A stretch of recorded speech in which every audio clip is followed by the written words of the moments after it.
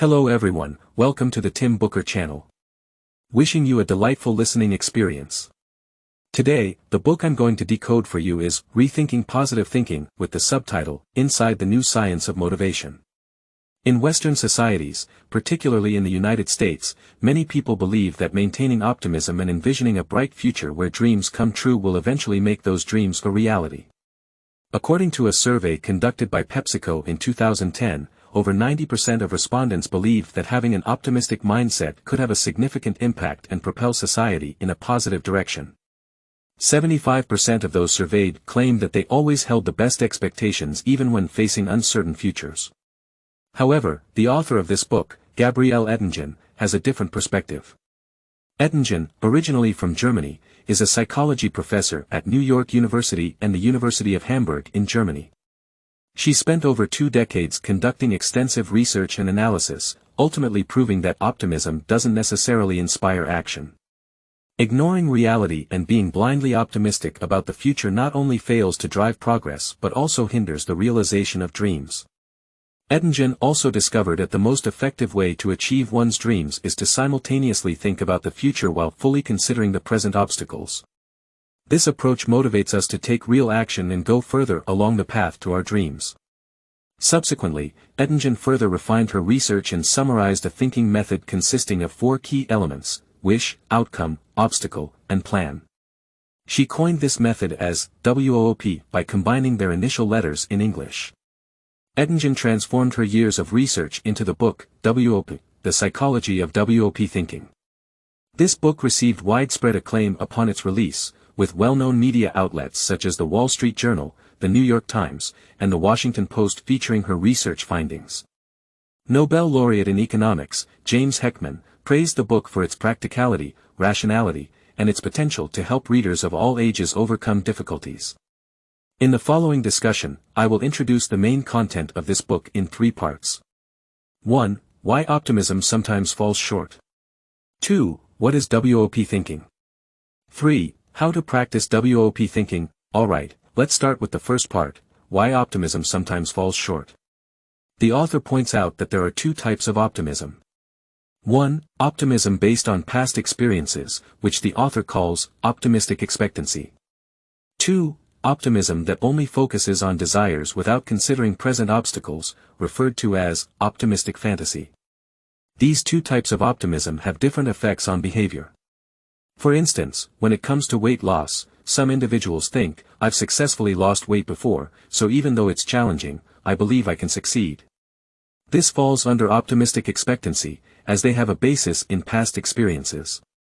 On the other hand, some people believe, even though I've failed to lose weight several times, I'm confident that as long as I stay optimistic, I'll lose weight this time. This is an example of unrealistic optimistic fantasy. The author found that people with optimistic expectancy tend to have better results in weight loss, whereas those with optimistic fantasy often lack motivation and achieve less desirable outcomes. After conducting numerous experiments and surveys, the author concluded that, whether in the context of learning, work, relationships, politics, or finance, optimistic fantasy tends to hinder people's actions. For instance, students who fantasize about getting high scores in exams are less likely to dedicate themselves to studying compared to students who worry about failing. Graduates who imagine effortlessly finding jobs send out fewer resumes and receive fewer job offers than those who are concerned about job hunting difficulties. The author also analyzed U.S. presidential inauguration speeches from 1993 to 2009. The results indicated that the more optimistic a president was about the future, the lower the domestic GDP and the higher the unemployment rate during their term. In another experiment, students were asked to engage in a few minutes of optimistic fantasy, imagining everything going smoothly in their lives, such as excelling in exams, enjoying parties, and watching their favorite shows. The results showed that a week later, these students reported being less focused and accomplishing fewer tasks. Even a few minutes of optimistic fantasy can significantly impact performance, highlighting its potent disruptive effect. There are 2 main reasons behind the negative impact of optimistic fantasy. 1. The brain treats fantasy as a form of action. It readily accepts the scenarios created in our fantasies as real, as demonstrated in various experiments.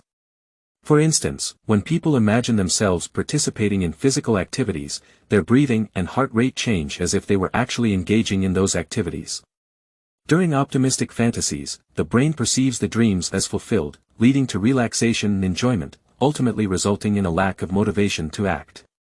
This is especially problematic for professionals who require high levels of concentration and quick decision-making, such as surgeons, nuclear engineers, or traffic controllers.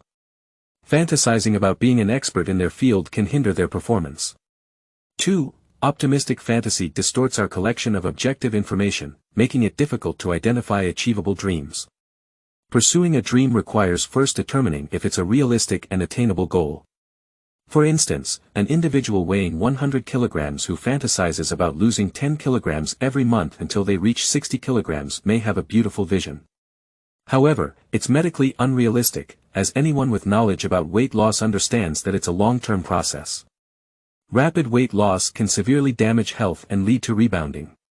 Optimistic fantasizers struggle to maintain objectivity and only see a rosy future, making it difficult for them to make realistic judgments. Pursuing unattainable dreams leads to repeated failures.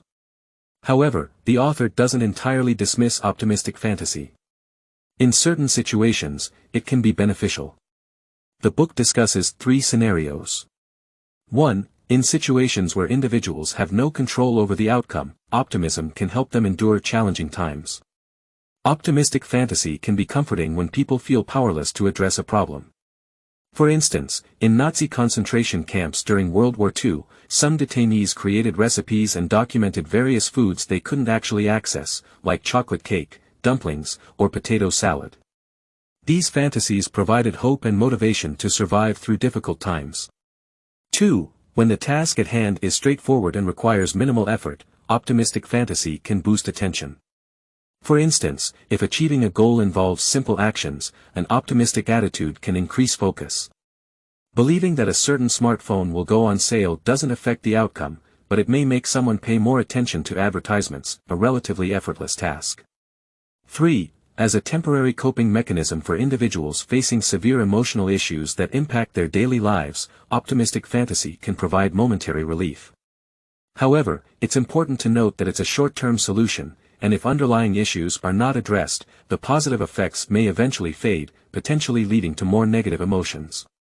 To sum up the first part, there are 2 opposing types of optimism: optimistic expectancy based on past experience and unrealistic optimistic fantasy. Extensive research has shown that optimistic fantasy tends to diminish motivation and obstruct the achievement of dreams. This is because the brain treats fantasies as real actions and because it distorts our ability to objectively evaluate our goals, leading us to pursue dreams that are perpetually out of reach. Now that optimism doesn't always work, how do we go about pursuing our dreams? The author's answer to this is the WOOP mindset. In the following second part, I'll explain what exactly WOP thinking is. It consists of 2 psychological components: mental contrasting and implementation intentions. Let's delve into each of these. First, let's talk about mental contrasting. It involves comparing and contrasting the positives and negatives, the right and wrong. In essence, while envisioning the future, it also considers the real obstacles in the present. The author's research revealed that when dreams are realistically achievable, mental contrasting boosts people's motivation, encouraging them to take practical actions. The author conducted an experiment with 90 computer science students. Before the experiment, the students assessed the likelihood of improving their math grades and the importance of math in their lives. Once the experiment began, the students were divided into 3 groups. 1. The mental contrasting group. They first imagined the benefits of improving their math grades, such as gaining more knowledge or improving job prospects. Then, they considered the real obstacles like laziness and distractions from other students. 2. The optimistic fantasy group. They only imagined their math grades improving and did not consider real obstacles. 3. The real obstacles group. They only thought about the real obstacles and did not engage in optimistic fantasies. 2 weeks later, the author revisited the school to assess changes in the students. The results showed that those in the mental contrasting group, who first imagined the benefits of improving their grades and then considered the real obstacles, worked harder and achieved greater improvements in their grades. On the other hand, students who only indulged in optimistic fantasy or focused solely on obstacles did not put in extra effort, and their grades remained unchanged. This happens because mental contrasting tightly associates dreams with obstacles. When dreams are achievable, obstacles take on a positive meaning. People perceive obstacles as pointing the way forward, believing that overcoming them will lead to the realization of their dreams. Consequently, obstacles shift from being stumbling blocks to stepping stones in achieving one's dreams. This mindset enhances confidence, ignites determination, and prompts individuals to take genuine action. Moreover, mental contrasting serves another vital function: it helps people better cope with criticism. Studies have shown that constructive criticism can highlight our weaknesses and provide targeted improvements to enhance our skills, ultimately helping us achieve our goals. However, many people tend to prefer praise and ignore others' opinions. Authoritative research demonstrates that individuals who have engaged in mental contrasting perceive criticism as an obstacle to overcome. They see it as a challenge that can be remedied and acted upon, leading to personal growth and bringing them closer to their dreams. The effects of mental contrasting can also be observed physiologically. One experiment revealed that individuals immersed in optimistic fantasies, regardless of their expectations of wish fulfillment, experience a decrease in blood pressure and a lack of motivation after the fantasy ends. Conversely, those who have undergone mental contrasting, and have stronger beliefs in the possibility of their wishes coming true, experience a significant increase in blood pressure. This physiological response reflects the influx of oxygen and nutrients in preparation for an excited state, making it easier for them to take action. If they realize that their wishes are unrealistic, their blood pressure does not rise, and the difference is notably significant. The author conducted numerous experiments across various fields, all of which demonstrated that mental contrasting significantly enhances people's motivation. However, the author emphasizes that this effect can only be achieved through the correct sequence. It's crucial to first imagine the dream and then consider the obstacles to establish a connection between the two, which results in a motivating effect. To illustrate, consider the character, Joker, whose dream is to achieve a good grade on an exam. However, he also has club responsibilities before the exam and an important social gathering to attend. These obstacles limit his study time. If Joker first contemplates the social gathering and then associates it with the joy of achieving a good grade, he might think about the people he'll meet and the activities he'll engage in at the gathering. He won't consider how the gathering takes away from his study time, hindering his chances of achieving a good grade.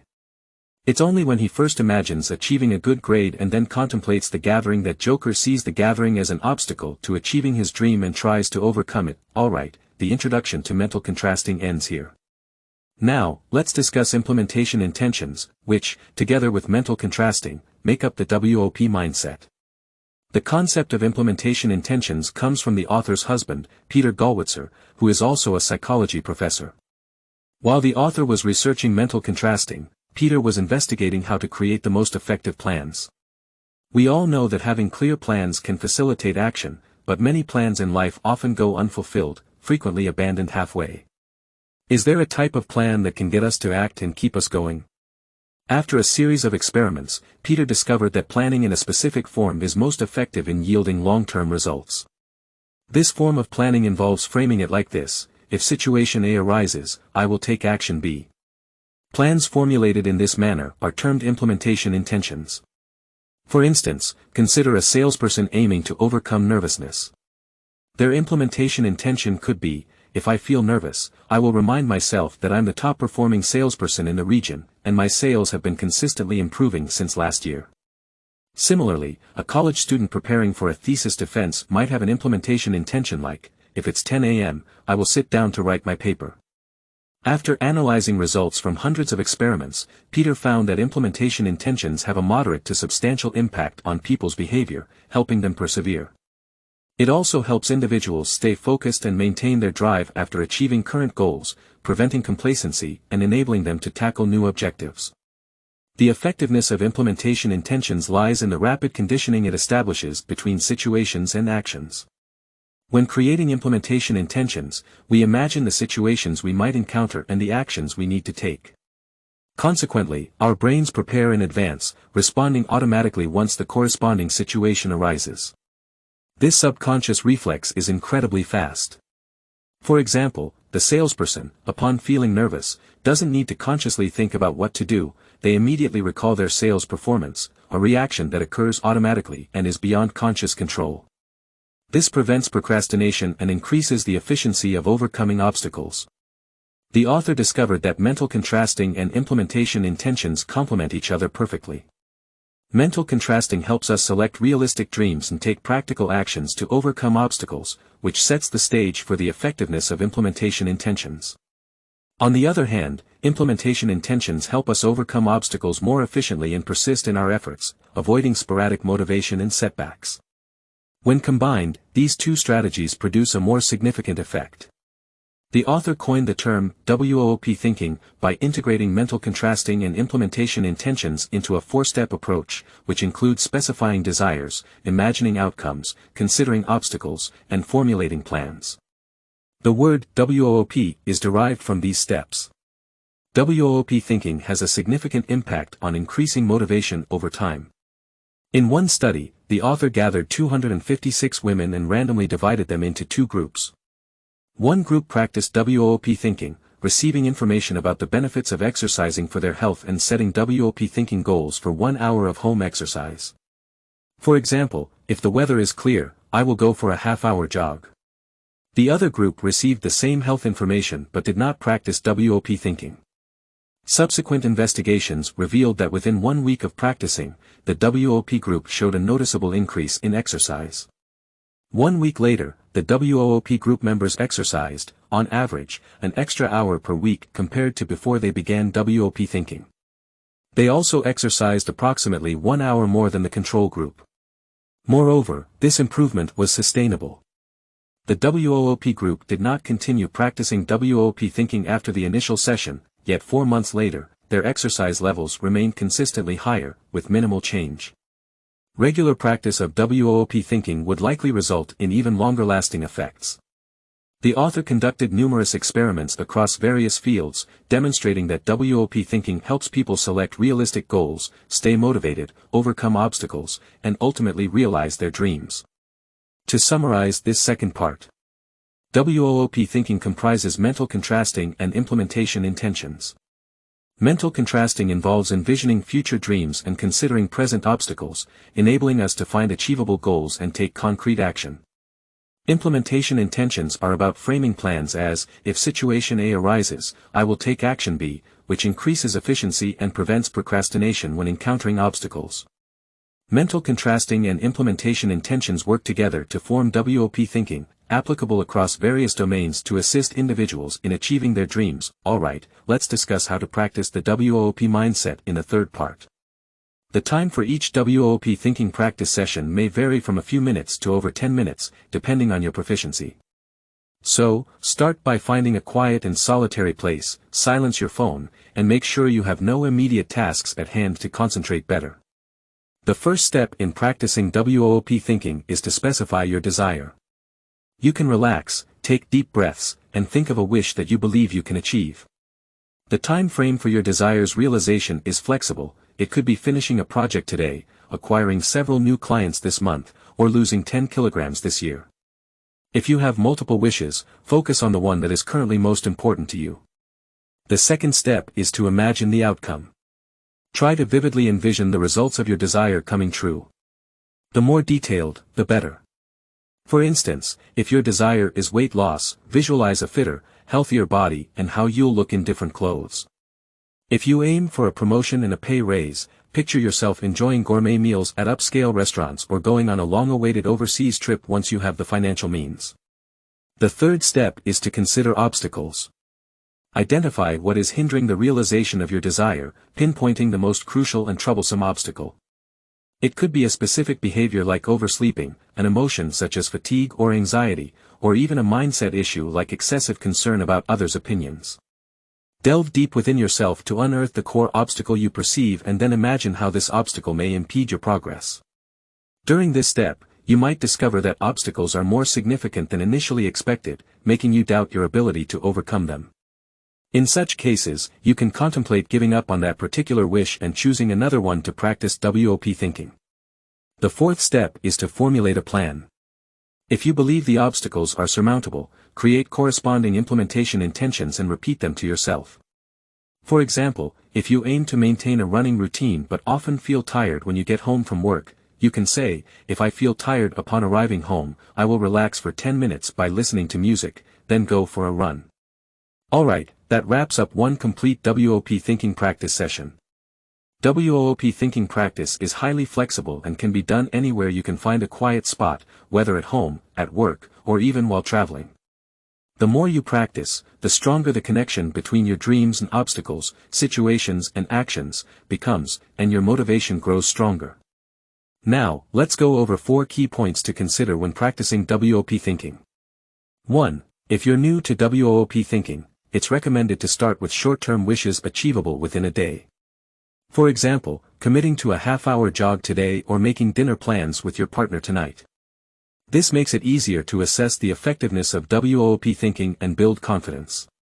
2. While it's mentioned that you can practice WOP thinking at any time, doing it in the morning is highly recommended. Morning practice prepares you for the day ahead and allows you to apply WOP thinking to your daily activities. Consider practicing WOP thinking regarding your work goals before starting your workday. It will help you navigate challenges effortlessly, as if an invisible hand guides you throughout the day. Before going to bed, reflect on how morning WOP thinking affected your day. This will enhance your understanding of its effectiveness. 3. When considering your desires and obstacles, don't settle for surface-level thinking. Dig deep into your inner self to identify your most profound desires and most critical obstacles. This maximizes the effectiveness of WOP thinking. For instance, an individual struggling with alcoholism might initially think that their ultimate goal is to stop drinking. However, upon deeper reflection, they may realize that what they truly desire is to become a loving husband and father, earning the affection of their family. Abstaining from alcohol is just a means to achieve this ultimate desire. Often, achieving one primary desire leads to multifaceted changes. For instance, staying sober might require spending more quality time with the family and improving emotional communication. 4. Be open to adjusting your desires as circumstances change. Over time, situations evolve, so it's essential to adapt. If a specific desire no longer aligns with your current situation or priorities, don't hesitate to switch to a more relevant one. Additionally, as you practice WOP thinking, you may discover deeper desires that resonate more strongly with you. In such cases, shift your focus and practice with the new desire. In summary, WOP thinking practice consists of 4 steps: specifying desires, imagining outcomes, considering obstacles, and formulating plans.